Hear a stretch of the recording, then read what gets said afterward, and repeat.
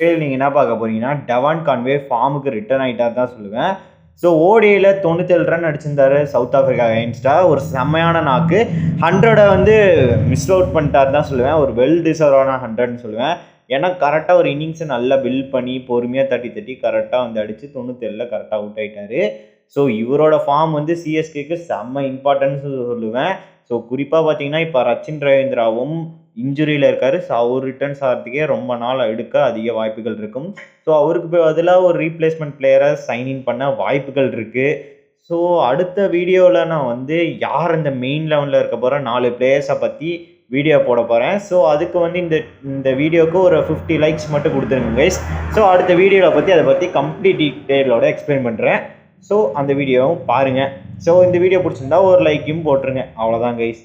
So இவர் இந்த பக்கம் இந்த மாதிரி 97க்கு ஃபார்முக்கு ரிட்டர்ன்ஸ் ஆனால் ஐஎல்டி இன்னொரு பக்கம் சாம் கரன் வந்து ஐஎல்டி டென்னோட பர்ஃபார்மன்ஸ் எப்படி இருக்குன்னு பார்த்தீங்கன்னா 387 ரன் ஸ்கோர் பண்ணியிருக்காரு. 55 ஆவரேஜ் அந்த மாதிரி ஸ்கோர் பண்ணியிருந்தாங்க. 7 விக்கெட் எடுத்திருந்தாரு. ஸோ இவரில் பொறுத்த வரைக்கும் பீக்கில் வந்து ஃபஸ்ட்டு ஸ்டார்ட் பண்ணும்போது ஒரு பவுலராக தான் ஸ்டார்ட் பண்ணார். அதுக்கப்புறம் தான் ஆல்ரவுண்டாக மாறிட்டு இருந்தார். ஸோ ஒரு பவுலிங் ஆல்ரவுண்டராக இருந்தவர் இப்போ வந்து பேட்டிங் ஆல்ரவுண்டராக ஆகிட்டார் அப்படின்னு சொல்லுவேன். மிடில் ஓவர்ஸை பிரித்து எடுக்கிறாருன்னு சொல்லுவேன் பேட்டிங்கில். ஆனால் பவுலிங்கில் சொதப்பல் தான் சொல்லுவேன்.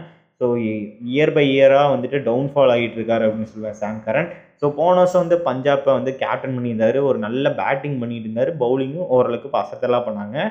ஸோ இவர் வந்து நம்ம பிச்சுக்கு சூட்டபுளாக இருப்பாரா இல்லையா அப்படின்னு பார்த்தீங்கன்னா பயங்கரமாக சூட்டபுளாக இருப்பார். ரீசன் என்ன, சேஞ்ச் ஆஃப் பேஸ் போடுற பவுலர் சாம் கரன். ஸோ சாம் கரன் வந்து எபிலிட்டி வந்து சேஞ்ச் ஆஃப் பேஸ் அதிகமாக போடுற பவுலர், ஸ்லோயர் ரன்ஸ் நல்லா யூஸ் பண்ணுவார். நம்ம பிச்சுக்கு நல்லா சூட்டபுளான பவுலராக இருப்பார். ஸோ அதனால் நம்ம பிச்சு விளாடும் போது இவர் வந்து பயங்கரமாக பவுலிங் இதுவும் கொடுப்பான். இது இல்லாமல் மிடில் ஓவர்ஸில் பேட்டிங்கையும் பயங்கரமாக அசத்துறாரு. இவர் தாராளமாக கொடுக்கலாம். சேசிங் வந்து இவர் வந்து வந்தார்னா ஈஸியாக அடிச்சும் கொடுப்பாரு. ஸோ இது இல்லாமல் கேப்டன் பண்ணிட்டு வர்றாரு கைஸ். ஸோ எக்ஸ்பீரியன்ஸ் ஏற்கனவே எக்ஸ்பீரியன்ஸ் இருக்குது. இப்போ கேப்டன்சியும் எக்ஸ்பீரியன்ஸ் கேப்டனாக வர்றாரு. இன்னொரு பக்கம் நெய்தர்லாண்ட்ஸ் பிக் பேஷ் லீக்காக கேப்டன் பண்ணி வர்றாரு. இவர் ஐஎல்டி டூலியாக கேப்டன் பண்ணி வர்றாரு. ஸோ பயங்கரமாக இருக்கும்போது முன்னெல்லாம் வந்துட்டு ஒரு டீமோட கேப்டன் எடுப்போம். இப்போ வந்து லீக் டீமோட கேப்டன் வந்து எடுத்திருக்கோம் அப்படின்னு சொல்லுவேன். ஸோ அவ்வளோதான் கைஸ். நம்ம சாம் கரன் இந்த வருஷம் கலக்க போகிறாரு அப்படின்னு சொல்லுவேன். ஸோ மறக்காமல் இந்த வீடியோக்கு ஒரு 50 லைக் டார்கெட் வச்சுருக்கேன் கைஸ். அந்த இதை மட்டும் லைக்கை மட்டும் கொடுத்துருங்க. அடுத்த வீடியோ கிளியராக எக்ஸ்பிளைன் பண்ணி போடுறேன் கைஸ். ஸோ அவ்வளோதான் கைஸ். இந்த வீடியோ பிடிச்சிருந்தா உங்கள் ஃப்ரெண்ட்ஸ் அண்ட் ஃபேமிலிக்கு ஷேர் பண்ணுங்கள். சமைச்சு விடலாம்.